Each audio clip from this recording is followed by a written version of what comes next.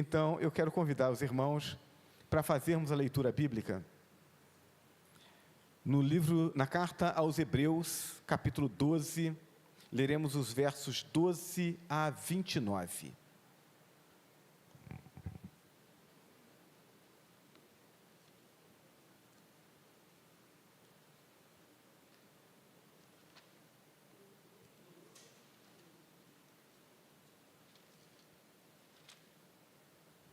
Hebreus 12, versos 12 a 29, o texto nos diz assim, estamos lendo na Nova Almeida atualizada: por isso levantem as mãos cansadas e fortaleçam os joelhos vacilantes, façam caminhos retos para os seus pés, para que o manco não se desvie, mas seja curado. Procurem viver em paz com todos os que procurem viver em paz com todos e busquem a santificação, sem a qual ninguém verá o Senhor. Cuidem para que ninguém fique afastado da graça de Deus, e que nenhuma raiz de amargura brotando cause perturbação, e por meio dela muitos sejam contaminados. E cuidem para que não haja nenhum impuro ou profano, como foi Esaú, o qual por um prato de comida vendeu o seu direito de primogenitura. Vocês sabem também que posteriormente, querendo herdar a bênção, foi rejeitado, pois não achou lugar de arrependimento, embora com lágrimas o tivesse buscado. Ora, vocês não chegaram ao fogo palpável e aceso, à escuridão, às trevas, à tempestade, ao toque da trombeta e ao som de palavras tais, que aqueles que ouviram isso pediram que não lhes fosse dito mais nada, pois já não suportavam o que lhes era ordenado. Até o animal, se tocar o monte, será apedrejado. Na verdade, o espetáculo era tão horrível que Moisés disse: estou apavorado e trêmulo. Pelo contrário, vocês chegaram ao Monte Sião, e à cidade do Deus vivo, à Jerusalém celestial e a milhares de anjos. Vocês chegaram à assembleia festiva, à igreja dos primogênitos arrolados nos céus. Vocês chegaram a Deus, o juiz de todos, e aos espíritos dos justos aperfeiçoados, e a Jesus, o mediador da nova aliança, e ao sangue da aspersão, que fala melhor do que o sangue de Abel. Tenham cuidado, e não se recusem a ouvir aquele que fala, pois se os que se recusaram a ouvir quem divinamente os advertia na terra, não escaparam, muito menos escaparemos nós, se nos desviarmos daquele que dos céus nos adverte. Naquele tempo, a voz dele abalou a terra, mas agora ele promete dizendo: mais uma vez eu farei tremer não só a terra, mas também o céu. Ora, a palavra mais uma vez, as palavras mais uma vez, significam a remoção dessas coisas abaladas, ou seja, das coisas criadas, para que permaneçam as coisas que não podem ser abaladas. Por isso, recebendo nós o reino inabalável, retenhamos a graça pela qual sirvamos a Deus de modo agradável, com reverência e temor, porque o nosso Deus é fogo consumidor. Que Deus abençoe a leitura da sua palavra. Amém? Vamos orar mais uma vez? Nosso Deus e nosso Pai, nós louvamos o teu nome pelo privilégio de podermos ler a tua palavra nesse momento. E porque temos a confiança de que o teu Espírito nos guia na compreensão dela. E que nos ajuda, ó Deus, entendendo o contexto em que a tua palavra foi entregue à tua igreja, naquele primeiro momento da vida da tua igreja, e entendendo os princípios que estavam envolvidos nessa declaração, e entendendo os propósitos eternos do Senhor para a tua igreja, podermos aplicar esses princípios ao nosso tempo, a esse momento em que vivemos enquanto Igreja Batista no Granbury, enquanto crentes do Senhor Jesus que aqui servem, para que então, ó Deus, aprendendo, entendendo a tua palavra, possamos tomar decisões e ajustarmos a nossa vida e a nossa conduta, a fim de alegrarmos o teu coração e promovermos saúde na tua igreja, para que então, com saúde, a tua igreja possa realizar o impacto que o Senhor espera que essa igreja realize nesse tempo, nessa comunidade, para a glória do teu nome. Então fala ao nosso coração nessa manhã. Nós oramos ao Senhor no nome de Jesus. Amém. Eu quero pensar com os irmãos nessa manhã sobre o tema: dê ouvidos à voz de Deus. E aí esse texto que nós lemos, ele chama a nossa atenção exatamente para o fato de que o Deus que falou no passado, continua falando hoje. O Deus que tinha planos para o seu povo no passado, continua tendo planos para o seu povo hoje. Deus não mudou os seus planos. O Deus do passado, na história, é o Deus da história. É o Deus que tem a história nas mãos. O Deus que inicia a sua história, tendo o fim em mente. O Deus que planeja todas as coisas. Somos parte desse plano de Deus. Então, quando Deus, no passado, criou a nação de Israel, a partir de Abraão, Deus tinha em vista a nós aqui hoje, a sua igreja, criada a partir da fé em Jesus Cristo, o Cristo que entregou a vida na cruz, para que pela sua morte pudéssemos ter vida. Então Deus não muda de planos, Deus não muda de caminhos, Deus não muda de estratégias. Deus é o mesmo, e Ele também não muda os seus valores. Quando o autor aos Hebreus escreve essa carta, inspirado pelo Espírito Santo, ele escreve num momento, ou num contexto difícil da vida da igreja. Aliás, quando nós olhamos para a história da igreja está sempre enfrentando lutas, mas essas lutas eram lutas muito particulares, e que não eram lutas de uma igreja só. Eram lutas que estavam presentes, de um modo geral, em todas as igrejas cristãs, naquele tempo, naquele momento histórico. E qual era a grande dificuldade? A grande dificuldade era o conflito interno da igreja. Às vezes a gente olha para a história e, por conta de todas as perseguições que a igreja sempre enfrentou, a gente tem a ideia equivocada de que os grandes obstáculos da igreja ao longo da história foram as perseguições. E, na verdade, quando nós olhamos com atenção, nós vemos exatamente o contrário. As perseguições, na verdade, fazem com que os crentes entendam quem eles são, se posicionem, e quando isso acontece, a igreja cresce. Toda perseguição sempre fez o evangelho avançar, nunca retroceder.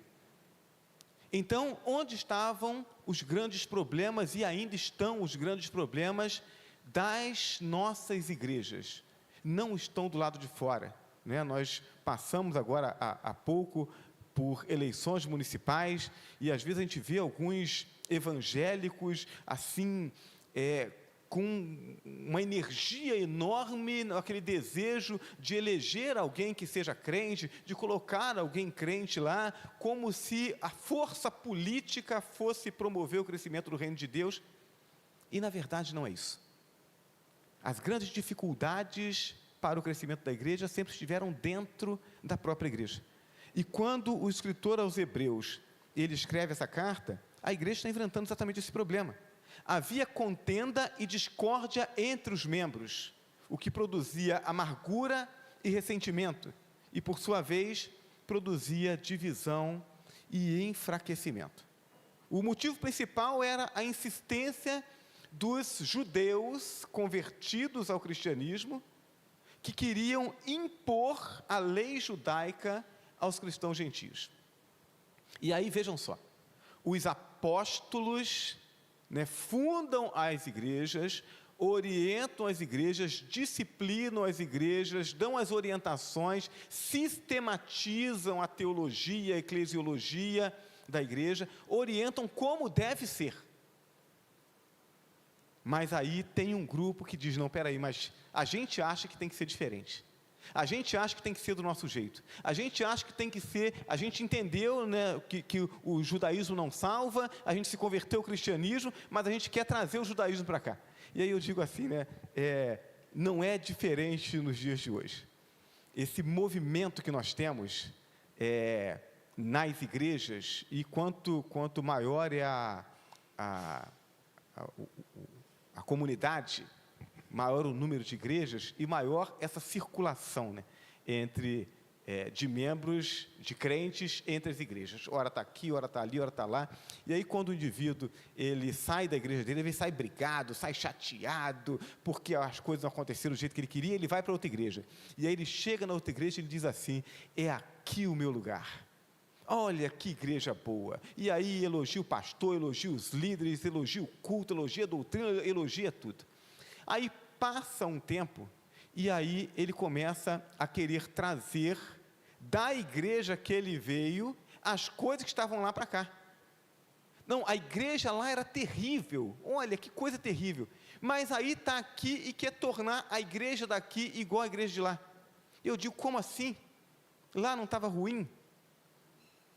Então, era isso que os judeus queriam fazer.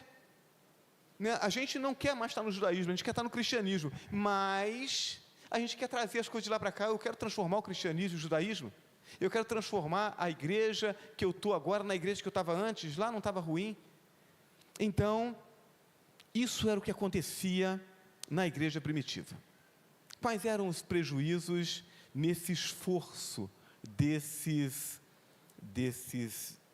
judaizantes em querer mudar a dinâmica e os fundamentos da igreja cristã?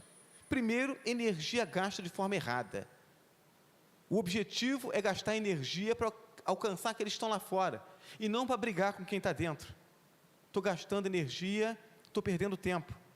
Segundo, a consequente perda da capacidade de impacto social.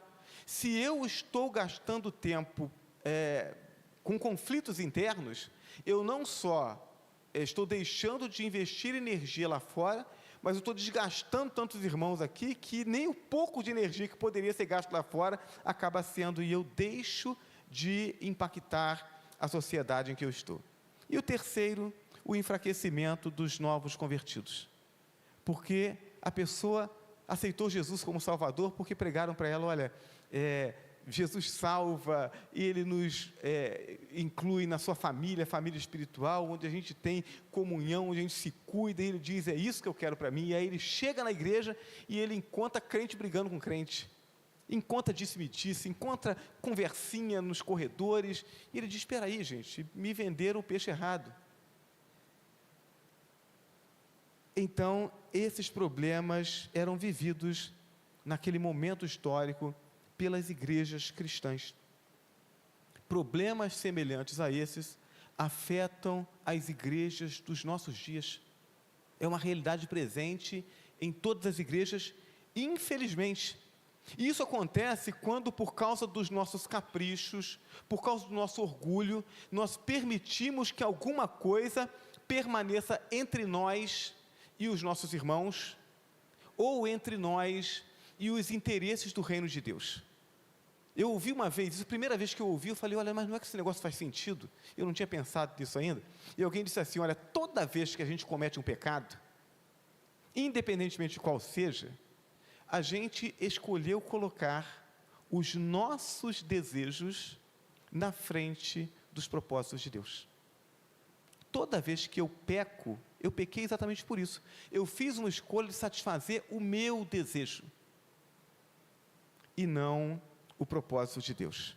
E quando nós fazemos isso, nós prejudicamos a nossa vida e prejudicamos a igreja de Cristo. Então, o apelo das Escrituras busca aquele que é filho, aquele que ouve a voz de Jesus como pastor e, como boas ovelhas, segue a voz do pastor. É esse o apelo que nós encontramos nas Escrituras. Ovelhas do Senhor Jesus Cristo, e que, porque são ovelhas, ouvem e entendem a sua voz, corrigem sua trajetória e seguem os passos de Jesus. É com esse propósito que as Escrituras têm tantas advertências dirigidas aos filhos de Deus, porque os filhos de Deus ouvem, entendem.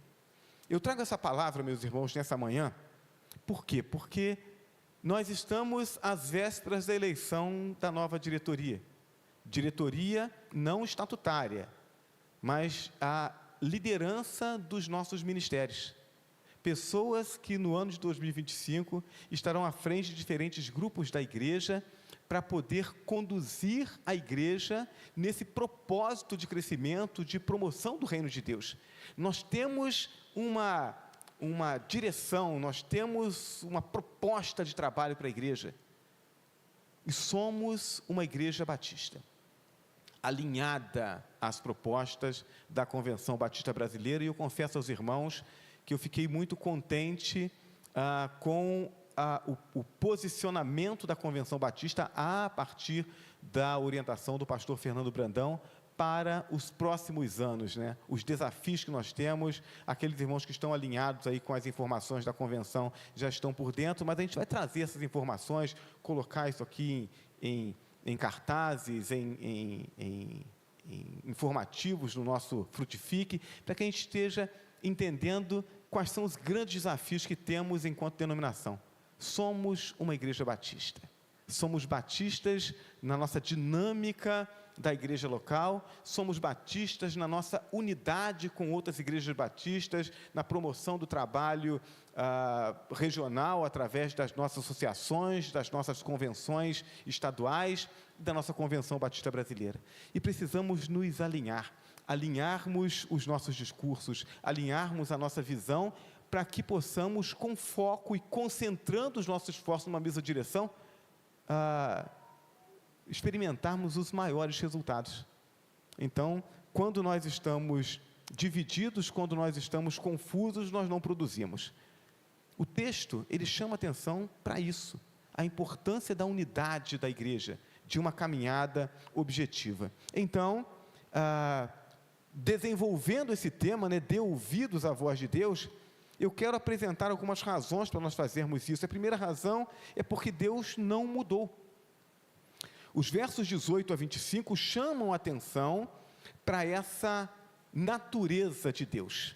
O texto diz: ora, vocês não chegaram ao fogo palpável e aceso, à escuridão, às trevas, à tempestade, ao toque da trombeta e ao som das palavras tais que aqueles que ouviram isso pediram que não lhes fosse dito mais nada, pois já não suportavam o que lhes era ordenado. E uma das ordens era essa, né? Até um animal se tocar no monte será apedrejado. Na verdade, o espetáculo era tão horrível que Moisés disse: estou apavorado e trêmulo. Então, o escritor começa dizendo, olha, ele faz menção àquele momento que o povo de Israel chega diante do monte onde Deus se revelou a Moisés e vê aquele espetáculo terrível. O povo diz: não, Moisés, nós não queremos ouvir Deus, ouça você a Deus e traga-nos a palavra dele. A gente não quer estar diante desse espetáculo terrível. Estavam tremendo de medo. Mas o escritor sagrado diz: vocês não chegaram a essa visão terrível, em que Deus criava esse temor realmente no coração daquele povo, que era um povo incrédulo, para que eles pudessem obedecer. Mas ele diz: pelo contrário, vocês chegaram ao Monte Sião, a cidade do Deus vivo, a Jerusalém celestial e a milhares de anjos. Vocês chegaram à assembleia festiva, à igreja dos primogênitos arrolados nos céus. Vocês chegaram a Deus, o juiz de todos, e aos espíritos dos justos aperfeiçoados, e a Jesus, o mediador da nova aliança, e ao sangue da aspersão, que fala melhor do que o sangue de Abel. Vocês não foram ameaçados, como se estivessem com medo do fogo de Deus vir consumir vocês. Vocês foram chamados pelo amor de Deus manifesto na cruz. É isso que ele está dizendo.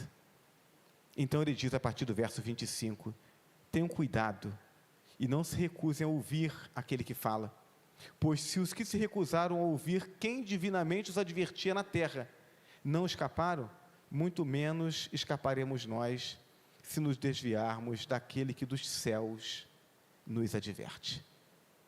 O autor está dizendo, olha, a velha aliança foi firmada por meio da força, produzindo medo e manifestando juízo mediante a desobediência. Deus lidava com o povo de Israel, que era um amontoado de escravos, dos quais ele faz uma nação, mas que não eram crentes. Nós tínhamos poucos crentes ali no meio. Aquele povo obedecia por medo, tanto é que toda vez que nós tínhamos, na história dos reis em Israel, que nós tínhamos um rei que não era temente a Deus, o povo todo se desviava. Então, naquele momento, Deus conduz o povo com mão firme, para que o propósito dele fosse cumprido e para que, através daquele povo, ele revelasse a sua natureza, o seu amor, a sua salvação, e através daquele povo, ele trouxesse o Messias, Jesus, o nosso Salvador. Então, essa era a realidade. A nova aliança não, a nova aliança está em Jesus Cristo e nos convida a participarmos da família de Deus e a sermos recebidos como filhos. Então, nós não estamos aqui obrigados, nós estamos aqui porque fomos iluminados pela graça de Deus, entendemos o amor de Deus e no nosso coração dissemos, nós queremos isso, nós queremos desfrutar disso. O que a gente não pode esquecer é que o fato de Deus nos chamar pela sua graça não significa que Deus enfraqueceu. Deus não mudou. Deus é o mesmo ontem, hoje e o será eternamente. Apenas a aliança é diferente. A aliança é através da graça e não através da lei. Então, Deus não enfraqueceu, não relaxou na sua exigência de santidade, e nós precisamos atentar para o fato de que os propósitos de Deus são apresentados para nós como lei, para que nós nos ajustemos a Ele e sejamos cooperadores com Deus para que esses propósitos se cumpram. O grande privilégio, portanto, traz consigo grandes responsabilidades. E rejeitá-lo trará ainda maior condenação. Aquele que diz estar em Cristo não pode colocar, portanto, seus interesses acima dos interesses do reino de Deus. E para que o reino de Deus prospere, a igreja precisa estar unida, os irmãos precisam estar unidos, nós precisamos estar alinhados nos nossos propósitos. Eu chamo a atenção dos irmãos a uma coisa muito interessante que eu observei enquanto estava pastoreando em Valença. As igrejas batistas em Valença, elas viveram momentos diferentes de prosperidade no seu trabalho e escândalos que faziam com que o trabalho recuasse. E cada vez que havia um escândalo, cada vez que havia um problema sério dentro de uma igreja, o que acontecia? Nós tínhamos grupos de líderes batistas que naquele momento de crise, momento às vezes que o pastor da igreja estava se desviando doutrinariamente, nós vimos isso algumas vezes lá em Valença, aqueles líderes saíam da igreja. Não vou dizer que fosse uma atitude correta, né? Mas era o que eles achavam que deveriam fazer, né? Para poder se proteger e evitar o desgaste. E aí eles saíram da igreja. Só que ao invés de ir para uma outra igreja batista, eles iam para a igreja metodista da cidade. Na época, pastor Elson Brum desenvolveu um ministério extraordinário, né? Iniciou o ministério da igreja, segundo as informações, a igreja tinha menos de 200 membros e levou a igreja talvez a próximo dos 1.000 membros. Um trabalho extraordinário que ele fez. E aí, esse grupo ia para lá. E quando chegava lá, o que acontecia? Pastor Elson, muito inteligente, olhava aquele povo, um povo muito bem preparado em conhecimento bíblico, catava esse povo e colocava para dar aula em escola bíblica, colocava para liderar trabalhos da igreja. Mas por que ele fazia isso? Porque ele sabia que aqueles irmãos eram extremamente éticos. E eu ouvi muitas vezes, em conversa com aqueles irmãos, né, quando a coisa normalizava, ou então no período em que a Igreja Batista Memorial no Canteiro passou a congregar no novo templo, né, maior facilidade de acesso, e muitos desses irmãos foram congregar conosco. Eu perguntava para eles, mas como é que vocês lidavam com os pontos doutrinários divergentes? E aí eles me diziam assim, pastor, quando nós íamos ensinar sobre um ponto doutrinário que não era o mesmo que a gente cria, a gente optava entre duas possibilidades. Uma, a gente não falava sobre aquele assunto, a gente deixava que outra pessoa falasse. Outra, a gente ia e conversava com o pastor Elcio e perguntava para ele assim: pastor, o que é que o senhor quer que seja ensinado para a igreja metodista a respeito desse assunto? Então, essa postura fazia com que aqueles irmãos, aqueles líderes que estavam na igreja metodista, mas não eram metodistas, tivessem a confiança do pastor Elcio. Por que eu digo isso, irmãos? Porque essa postura era uma postura, ir para a igreja metodista, quando poderia ir para outra igreja batista, eu não vou dizer que seja a melhor escolha. Talvez, se tivessem ido para outra igreja batista, teriam fortalecido o trabalho batista. Mas enquanto em uma igreja em que o ponto doutrinário não era o que eles criam, eles respeitavam aquele ponto doutrinário. Por quê? Porque não se muda uma igreja, não se muda a doutrina de uma igreja. Ou eu entendo que aquela doutrina é boa para mim e eu a abraço, ou eu entendo que aquela doutrina não é boa para mim e eu não a abraço, mas eu não vou criar problemas dentro da igreja. Mas nós temos vivido dias em que nossas igrejas batistas têm tido membros batistas que combatem as doutrinas batistas, e isso é algo sério. Então eu trago esse assunto para os irmãos, no primeiro dia de dezembro, considerando que nós vamos entrar no ano de 2025 com tantos grandes desafios. Então, eu quero declarar para os irmãos: o pastor Assis é um pastor batista. Eu amo a denominação batista porque eu entendo que as doutrinas batistas, elas são aquilo que a gente tem de mais próximo daquilo que a Bíblia nos apresenta. Talvez quando a gente chegue no céu, Deus diga assim: olha, podia ter ajustado isso aqui ou aquilo ali, vocês erraram aqui, talvez. Mas eu entendo que a doutrina batista, ela traz saúde para a gente. Então, pastor Assis é um pastor batista. E a igreja batista no Granbury é uma igreja batista. E nós temos uma interpretação. Um tempo atrás eu preguei um sermão, e o irmão Augusto vai lembrar dele, e o título do sermão era O Nosso Jeito Batista de Ser Cristão. Porque nós temos o nosso jeito de interpretar as Escrituras e de servir a Deus. E nós precisamos, enquanto Igreja Batista no Granbury, alinharmos essa nossa visão, para que a gente não tenha desgastes desnecessários dentro da igreja. O desgaste, ele nos enfraquece, e ele nos impede de fazermos aquilo que Deus quer. Quando eu ajo contrário a essa unidade, eu ajo contrário aos propósitos de Deus. E aí o meu problema deixa de ser com a igreja, ele passa a ser com o Senhor da igreja.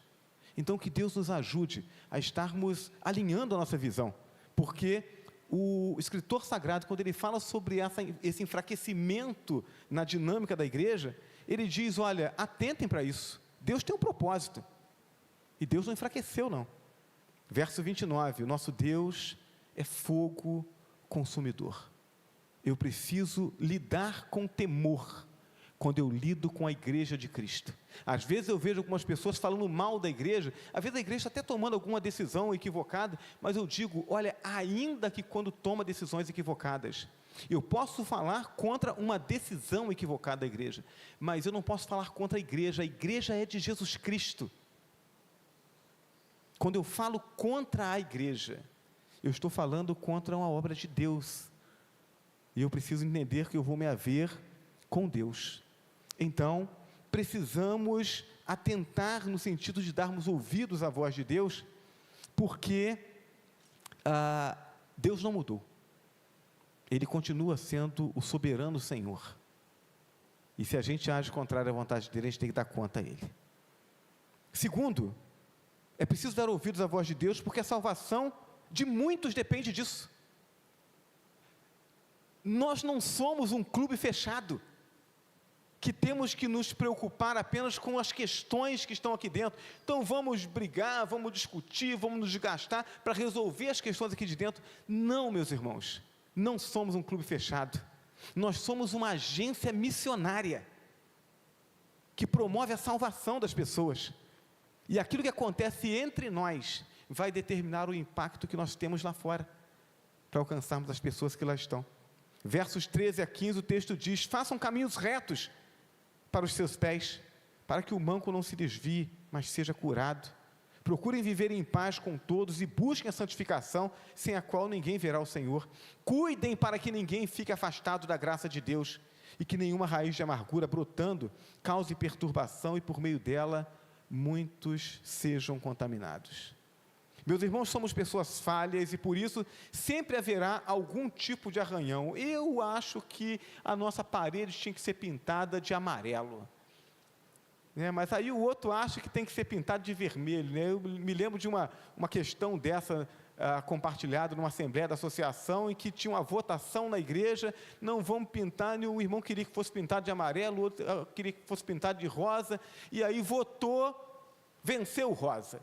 E aí o irmão queria que pintasse de amarelo, foi lá na frente e disse: irmãos, eu quero dizer para os irmãos que eu estou à disposição da igreja, não estou chateado com a igreja votou contra o meu amarelo, mas não tem problema, e para mostrar que eu concordo com os irmãos, eu doarei toda a tinta. E aí na segunda-feira lá chegou várias latas de tinta amarela. Aí troca a tinta, né? Porque a igreja votou. Então, a gente vai ter um arranhão ou outro, a gente tem opinião diferente. Então, a questão não é termos opinião diferente, a questão é como que a gente lida com isso. Os grandes prejuízos acontecem quando nós alimentamos um sentimento mau, a ponto de ele criar raiz no coração. Quando continuamos alimentando até que brote e manifeste-se em brigas, partidarismos, caras viradas, reclamações, falatório, maledicência. E a gente esquece desse nome. Maledicência é um dos pecados relacionados na Bíblia. Quando eu falo de alguém por trás, quando eu falo de alguém sem que haja um objetivo de promover o crescimento daquela pessoa, de tratá-la, isso é maledicência. Então, a gente precisa tentar para isso. Isso entristece a igreja, enfraquece a unidade e atinge em cheio os novos convertidos, fazendo com que eles enfraqueçam. E isso é sério. Hoje nós vamos realizar batismos. Eu digo que tem poucas coisas na igreja que me alegram mais do que isso, porque mostra que a igreja está cumprindo a sua função. Não é só gente saindo de lá e vindo para cá, saindo daqui e para lá, mas é gente saindo do mundo, das garras do pecado e do diabo, e sendo acrescidas ao reino de Deus. Mas o novo convertido, ele é como um bebê na fé. A gente precisa cuidar dele da forma devida. Quando a gente promove algum tipo de desajuste no contexto da igreja, e isso atinge o novo convertido, isso entristece o coração de Deus. Mateus capítulo 18, verso 6, Jesus diz assim: e se alguém fizer tropeçar um desses pequeninos que creem em mim, seria melhor para esse que uma grande pedra de moinho fosse pendurada no seu pescoço e fosse afogado na profundeza do mar. É assim que Deus fala a respeito daquele que na sua conduta egoísta coloca em risco a fé do outro. Eu preciso levar a sério isso. A gente está falando sobre valorizar tanto o meu capricho, o meu gosto, a ponto de colocar a fé e o crescimento espiritual do outro em risco. Será que o nosso problema, a nossa questão particular, ela vale esse prejuízo, o prejuízo de estar na contramão de Deus? Estamos dispostos a responder diante de Deus por vidas que, por causa do nosso capricho, não se firmaram na igreja?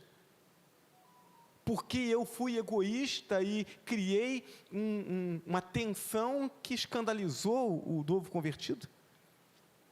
1 Coríntios 6, verso 7, Paulo adverte aquela igreja, uma igreja em que as pessoas ficavam os irmãos levando um ao outro no tribunal por causa de questões particulares, e ele diz assim: vocês conseguem entender o prejuízo que vocês causam ao reino de Deus com essa atitude? Verso 7 do capítulo 6, ele diz: por que não preferem sofrer a injustiça? Por que não preferem ficar no prejuízo? Ele diz: seria melhor para o reino de Deus, se vocês resolvessem amargar o prejuízo.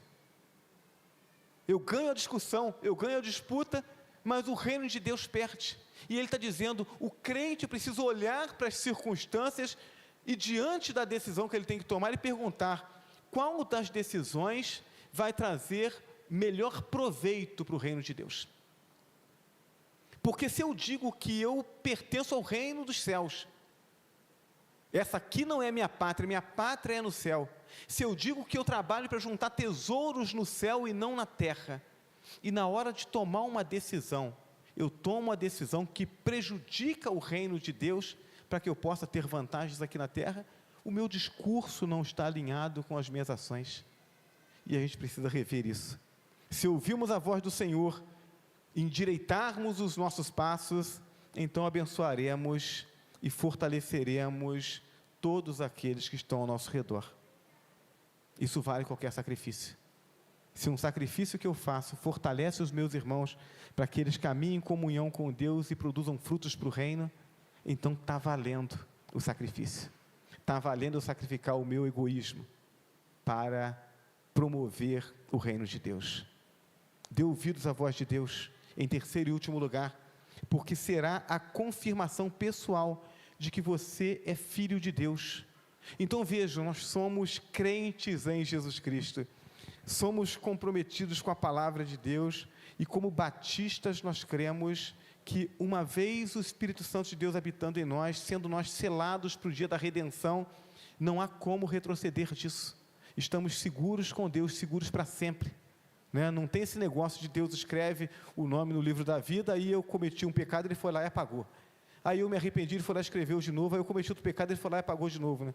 Alguém já disse que desse jeito vai acabar rasgando aquela página do livro, de tanto escrever e apagar. Não, nós cremos que estamos seguros, mas o que a Bíblia chama a atenção é que as nossas ações vão revelar se nós somos filhos de Deus de fato, ou se somos apenas religiosos. Versos 16 e 17, o texto diz assim: e cuidem para que não haja nenhum impuro ou profano, como foi Esaú, o qual por um prato de comida vendeu o seu direito de primogenitura. Vocês sabem também que posteriormente, querendo herdar a bênção, foi rejeitado, pois não achou lugar de arrependimento, embora com lágrimas o tivesse buscado.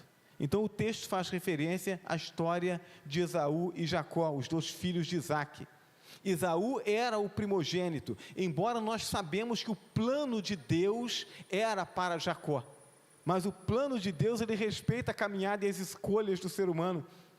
O Deus que estabelece aquilo que vai acontecer no futuro, ele já sabe o que se passa no meu e no seu coração.